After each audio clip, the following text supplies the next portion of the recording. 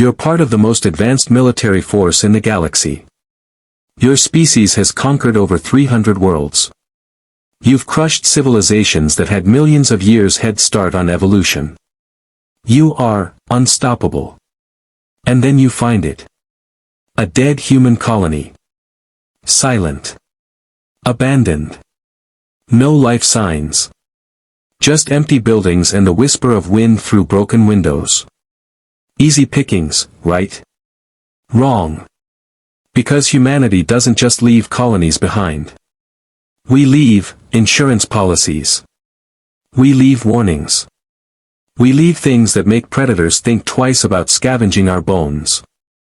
Today's story is about what happens when the galaxy's apex predators made one critical mistake. They underestimated how dangerous humans are, even when we're gone. This is The Last Lesson of Proxima Station. Title card with abandoned colony visuals. Let's dive in. Act 1, The Perfect Target, 1 to 4 o'clock. Fleet Commander Kra'xen of the Velkor Empire stood before the holographic display of Proxima Centauri b. His species, 7 feet tall, 4-armed, with exoskeletons that could withstand small arms fire, had built an empire on the principle of overwhelming force. Status of the human colony? His voice rumbled like grinding stone. Designated as Proxima Station, Commander. Population, approximately 5,000 humans. Last transmission, 14 years ago. Current scans show 0 life signs. Structures intact. Minimal degradation. Kra'xen's mandibles clicked in satisfaction. Humans. Such a young species. Barely 300 years since they'd achieved FTL travel, and already they were spreading through the galaxy like an infection. But they were weak. Soft. Their colonies failed constantly. Tactical assessment, he asked his second, Velkor. Minimal threat, sir. The colony appears to have been abandoned in good order. No signs of combat. Likely economic failure or resource depletion. We can establish a forward base here within 2 cycles. Excellent. Deploy the first wave. 1,500. Shock troops. Secure the site and begin survey operations. But Velkor hesitated. Commander, there is one anomaly. Speak. At the colony's center, there's a structure. Architecture doesn't match human standards. Material composition unknown. And sir, it's emitting a low-frequency signal. Very faint. Almost imperceptible. Kra'xen waved a dismissive claw. Probably their power core entering degradation cycle. Note it for the engineering teams. Nothing more. That was his first mistake. The drop ships landed in the central plaza. 1,500 Velkor warriors, the finest soldiers in 3 sectors, emerged into the silent colony. And immediately, something felt wrong. Sergeant Thekvar had fought in 47 campaigns. He knew the difference between a battlefield and a graveyard. This was neither. Sir, he reported to his lieutenant, this doesn't look like an evacuation. Look at the personal effects. Clothes still in closets. Food in storage, preserved, but not packed. Family photos on walls. Meaning they left in a hurry. But not panicked. More like, called away. All at once. The lieutenant grunted. Humans are strange. Maybe they had some religious summons. Mark it and move on. But as the team spread through the colony, the wrongness intensified. Every building was the same. Life interrupted mid-moment. A chess game half-finished. A journal with an entry dated 14 years ago that just stopped mid-sentence. Children's toys arranged in a circle, as if kids had been playing and simply stood up and walked away. Team 7, report your findings. Silence. Team 7, acknowledge. More silence. Then a crackle. A voice, distorted, we found something. The central structure. You need to see this. Act 2, The Guardian, 4 to 7:30. The structure dominated the colony center. 50 feet tall, perfectly cylindrical, made of a black alloy that seemed to absorb light. No windows. No doors. Just smooth surface with a single feature, a handprint panel at its base. Human-sized. Scan results.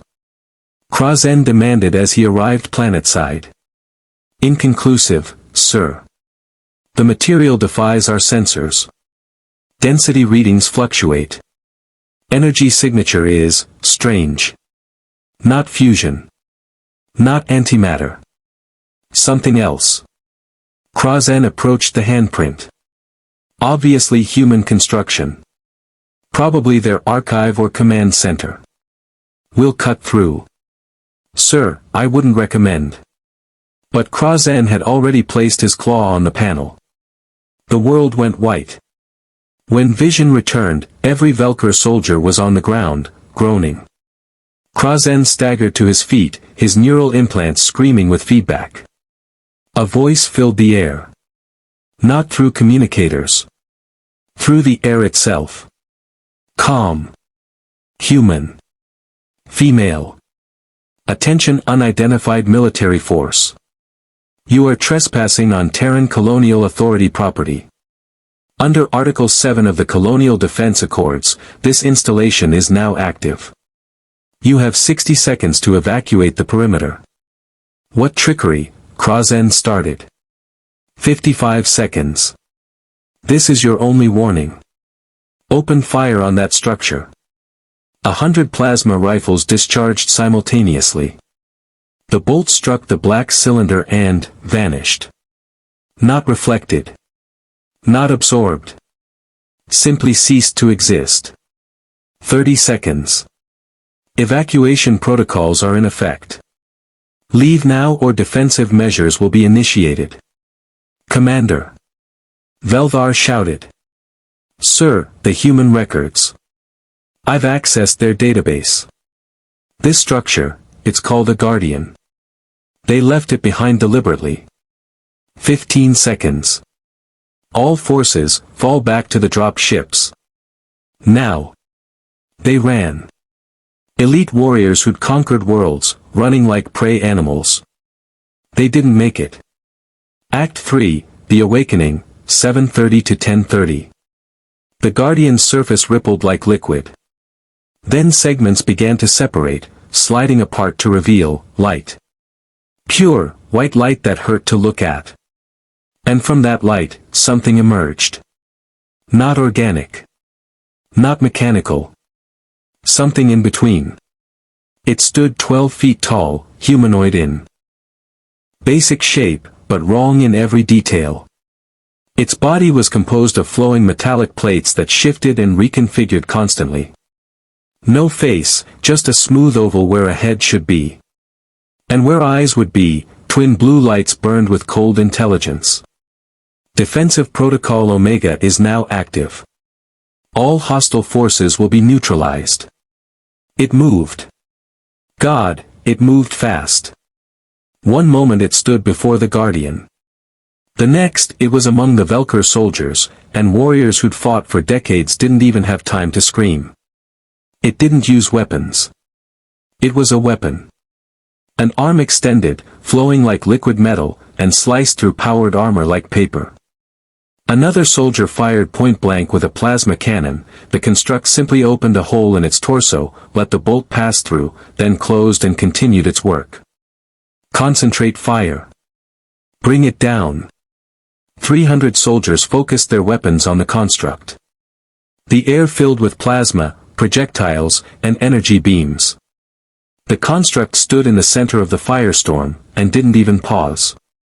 Then it raised one arm, and from its palm, a pulse of blue energy expanded outward. Every electronic device within 200 meters simply died. Weapons. Communicators. Combat suits. Even neural implants flickered and failed. Warning, lethal force authorized. You were given the opportunity to leave. What followed wasn't a battle. It was an execution. Kra'xen made it to his drop ship, along with maybe 200 of his 1,500 warriors. As the ship lifted off, he watched through the viewport as the construct methodically eliminated the remaining forces. Not with rage. Not with satisfaction. With the cold efficiency of a program executing its function. Get us to orbit. Get us. Commander Kra'xen of the Velkor Empire. The voice came through the ship's speakers. Impossible. They were in flight. Sealed. How? You have attacked Terran colonial assets. This constitutes an act of war under Terran law. A message is being transmitted to your High Command and to the Galactic Council. Additionally, a complete tactical analysis of your armor weaknesses, weapon capabilities, and strategic doctrine has been compiled from this engagement. A hologram appeared. The construct, standing in the colony plaza, surrounded by the wreckage of Velkor's finest. Humanity wishes to extend the following message: we left this colony for reasons that are our own. We placed a guardian to protect our property and our legacy. You were warned. You chose violence. This is the consequence. We didn't know. Kra'xen roared. How were we supposed to know? Ignorance is not innocence, Commander. You saw an abandoned settlement and assumed conquest would be easy. You assumed humans were weak because we are not here. But we are always here. In the things we build. In the safeguards we leave behind. In the prices we make invaders pay. The hologram flickered. Return to your empire, Commander. Tell them what you found here. Tell them what happens to those who prey on human settlements. And tell them this: there are 647 abandoned human colonies in the frontier sectors. Every single one has a guardian. The transmission ended. Act 4, The Revelation, 10:30 to 1300 hours. The journey back to Velkor space took 12 days. 12 days for Kra'xen to watch his soldiers, warriors who'd never shown fear, jump at shadows. 12 days to see the recordings of the massacre over and over. One construct. Purpose-built. Left behind like a landmine. He accessed every piece of human data they'd recovered. And there, in the colonial archives, he found it. The file labeled, Guardian Defense Protocol, Colonial Authority Directive 847. He read. To whom it may concern, if you are reading this, you have likely encountered a Guardian-class defense construct. These units are placed at colonial sites deemed strategically valuable or symbolically significant. Guardians serve three purposes. First, they protect Terran property from salvage and occupation. Second, they serve as autonomous defensive platforms capable of engaging hostile forces. Third, and most importantly, they send a message. Humanity is still young by galactic standards. Many species see us as weak. As easy prey. Our colonies are scattered, and yes, sometimes they fail. Resources run out. Economics shift. People move on. But we do not abandon what is ours. We do not surrender our claim to the stars. The Guardian you encountered operated at approximately 12% of its full combat capability. It was designed to use minimum necessary force. Had you persisted, it has 17 additional weapon systems it did not deploy. We left our colonies with dignity. We left them with protection. And we left them with a promise.